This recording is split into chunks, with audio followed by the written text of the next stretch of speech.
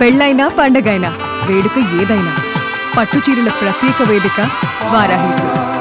ఆంధ్రప్రదేశ్ మద్యం కుంభకోణంలో కీలక పరిణామం చోటు చేసుకుంది.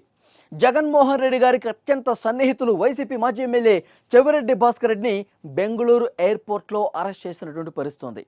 ఏదైతే మద్యం కుంభకోణంలో దోచేసిన సొత్తంతా కలెక్షన్ పాయింట్లకు చేర్చడంలో రాజకేశిరెడ్డి నుంచి తీసుకున్నటువంటి ఆ సొమ్మంతా కూడా కలెక్షన్ పాయింట్లు ఎక్కడ మనం పెట్టాలి, ఎక్కడ దాచాలి, ఇది మొత్తం కూడా జగన్మోహన్ రెడ్డి గారి డైరెక్షన్ మేరకు చెవిరెడ్డి భాస్కర్ రెడ్డి నడుచుకున్న పరిస్థితుంది.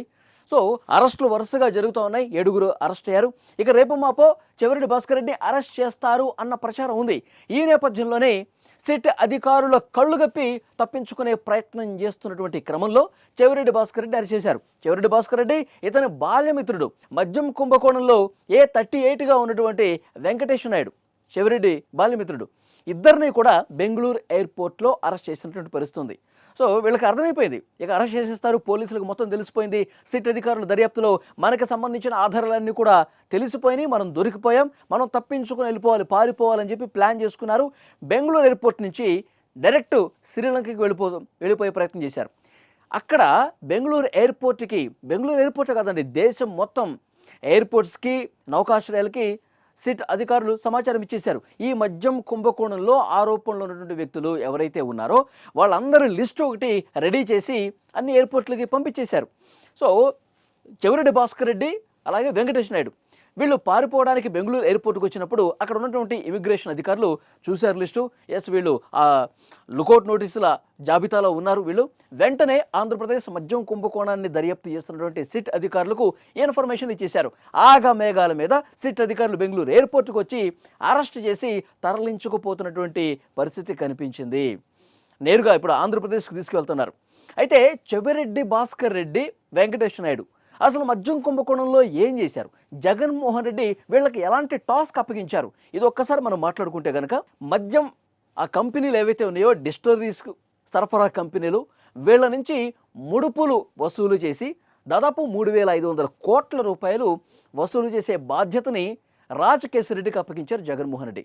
మరి రాజకేశిరెడ్డి దగ్గర నుంచి ఆ తీసుకున్నటువంటి డబ్బులు, రాజకేశిరెడ్డి నుంచి తీసుకున్నటువంటి ఆ సొత్తంతా కూడా ఎక్కడ దాయాలి, ఆంధ్రప్రదేశ్లో ఎక్కడెక్కడ పెట్టాలి, ఈ టాస్క్ అప్పగించింది మాత్రం చెవిరెడ్డి భాస్కర్ రెడ్డి అండ్ వెంకటేష్ నాయుడు, చెవిరెడ్డి ఫ్రెండ్ అనమాట. సో డెఫినెట్గా ఇక్కడ ఏం కనిపిస్తుందంటే ఎన్నికల్లో గెలవటం కోసం ఈ మద్యం కుంభకోణం ద్వారా తీసుకొచ్చినటువంటి సొమ్ముని ఎలక్షన్ టైంలో ఓటర్లకి పంచి పెట్టడానికి ప్లాన్ చేశారు. ఇది ప్రస్తుతం జరుగుతున్నటువంటి చర్చ. దానికి సంబంధించిన ఆధారాలన్నీ కూడా చెవిరెడ్డి భాస్కర్ రెడ్డి ఏం చేశాడు, వెంకటేష్ నాయుడు ఏం చేశాడు, ఇవన్నీ కూడా క్లియర్ కట్ ఆధారాలు సంపాదించింది సిట్టు. రాజకేశిరెడ్డి దగ్గరికి ఈ చెవిరెడ్డి భాస్కర్ రెడ్డి గన్మెన్లు కావచ్చు, పిఏలు కావచ్చు, తర్వాత అతని అసిస్టెంట్లు కావచ్చు, వీళ్ళందరినీ ఆఖరికి డ్రైవర్లతో సహా అందరినీ కూడా రాజకేశిరెడ్డి దగ్గరికి పంపించాడు. ఎందుకంటే మద్యం కుంభకోణంలో దోచిన సొమ్ము రాజకేశిరెడ్డి దగ్గర ఉంది కదా, హైదరాబాద్ కావచ్చు, బెంగళూరు కావచ్చు, ఇట్లా అక్కడికి పంపించేసి ఆ డబ్బునంతా అనేక మార్గాల్లో వాళ్ళ కార్లలో కావచ్చు, లేకపోతే వేరే వాళ్ళకి ఎలా వీలైతే అలా తీసుకొచ్చి జగన్మోహన్ రెడ్డి గారికి తాడేపల్లి ప్యాలెస్ ఉంది కదండి, ఆ ప్యాలెస్కి దగ్గరగా ఒక అపార్ట్మెంట్ని తీసుకున్నారు. అపార్ట్మెంట్లో కొన్ని రూములు తీసుకున్నారు. ఎలక్షన్ ముందు తీసుకున్న దాదాపు 500 కోట్ల రూపాయల వరకు ఆ అపార్ట్మెంట్లో ఉన్నటువంటి అద్దెకి తీసుకున్న రూముల్లో దాచేశారు. ఇది మొత్తం ఇతను ఫ్రెండ్ ఉన్నాడు కదండి వెంకటేష్ నాయుడు, సో అతనే ఈ బాధ్యత మొత్తం చూశాడనమాట. చెవిరెడ్డి ఏమో డైరెక్షన్ ఇస్తాడు, అక్కడ అన్ని కోట్లు ఉన్నాయి తీసుకురా, బెంగళూరు వెళ్ళు, రాజకేశిరెడ్డి దగ్గర ఒక 200 కోట్లు ఉన్నాయి, హైదరాబాద్ వెళ్ళు ఒక 100 కోట్లు ఉన్నాయి. సో ఇవన్నీ తీసుకొచ్చి తాడేపల్లి ప్యాలెస్కి సమీపంలో ఒక అపార్ట్మెంట్లో రూముల్లో పెట్టేశారు. ఎలక్షన్ టైంలో ఏ నియోజకవర్గంలో మనం వీకున్నాం, ఏ నియోజకవర్గంలో ఏ అభ్యర్థికి ఇవ్వాలి, ఇది మొత్తం ఒక ప్లాన్ గీసేసి ఈ మద్యం కుంభకోణంలో దోచుకున్న సొమ్మంతా కూడా ఎన్నికల్లో పంచిపెట్టిన పరిస్థితుంది. సో చాలా క్లియర్గా ఆధారాలు కూడా సిట్ అధికారులు సంపాదించారు. డెఫినెట్గా ఇంకొక విషయం ఏంటంటే చెవిరెడ్డి భాస్కర్ రెడ్డి కుమారుడు మోహిత్ రెడ్డి కూడా రేపు మాప అరెస్ట్ కాబోతున్నాడు. అతను కూడా నిందితుడిగా ఉన్నాడు. ఎందుకంటే తుడా వెహికల్స్ని పంపించారంట. తిరుపతి అర్బన్ డెవలప్మెంట్ అథారిటీకి సంబంధించినటువంటి వెహికల్స్ని ఈ డబ్బు తరలింపు కోసం వాడుకున్నారు.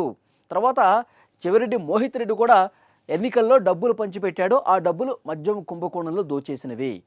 సో డెఫినెట్గా ఈ ఆధారాలన్నీ కూడా దొరికినాయి. రేపో మాపో వీళ్ళని అరెస్ట్ చేసి వీళ్ళని కస్టడీలోకి తీసుకొని విచారించేటప్పుడు ఎవరి ఆదేశాల ప్రకారం మీరు ఈ సొమ్మంతా ఎన్నికల్లో ఖర్చు పెట్టారన్నది కూడా బయట పెట్టేస్తారు. మరి జగన్మోహన్ రెడ్డి గారు చెప్తేనే కదా చేసేది.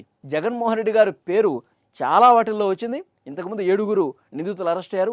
వాళ్ళు కూడా కస్టడీలో జగన్మోహన్ రెడ్డి గారి పేరు చెప్పారు. ముఖ్యంగా రాజకేశ్వర రెడ్డి మొత్తం కక్కేశాడు. జగన్మోహన్ రెడ్డి గారు చెప్తేనే మేము చేశాం, జగన్మోహన్ రెడ్డి గారు చెప్తేనే ఆ డబ్బులు మేము తీసుకొచ్చాం. ఇవి కూడా త్వరలోనే బయటకు వచ్చే అవకాశం కనిపిస్తుంది. సో డెఫినెట్గా లిక్కర్ కుంభకోణానికి సంబంధించి ఆంధ్రప్రదేశ్లో పెద్ద ఎత్తున జరిగింది. ఢిల్లీలో జరిగింది చిన్న నీటి బొట్టు మాత్రమే. ఆంధ్రప్రదేశ్లో ఒక పెద్ద మహాసముద్రం లాంటి కుంభకోణం జరిగింది. వేల కోట్ల రూపాయలు దేశం దాటించేశారు. ఇది కదా పార్లమెంట్లో చాలా స్పష్టంగా లావు శ్రీకృష్ణదేవరాయలు తెలుగుదేశం పార్టీ ఎంపీ కూడా చెప్పిన పరిస్థితి ఉంది. కాబట్టి ఈ పెద్ద కుంభకోణానికి సంబంధించి దోచేసిన సొమ్ము ఎక్కడెక్కడ ఖర్చు పెట్టేశారు, ఎక్కడెక్కడ పెట్టుబడి పెట్టారు, ఇవన్నీ కూడా ఆధారాలతో సహా సిట్ సేకరించింది. చెవిరెడ్డి భాస్కర్ రెడ్డితో, వెంకటేష్ నాయుడుతో ఈ అరెస్టులు ఆగవు. ఇంకా చాలామంది అరెస్టులు జరగబోతున్నాయి. సో అసలు సూత్రధారి బిగ్ బాస్ కింగ్ పిన్ అతని అరెస్టు కూడా అతి త్వరలోనే జరగబోతుంది. సో దానికి రూట్ మ్యాప్ లాగా వీళ్ళందరూ అరెస్టులు జరుగుతున్నటువంటి పరిస్థితి ఉంది.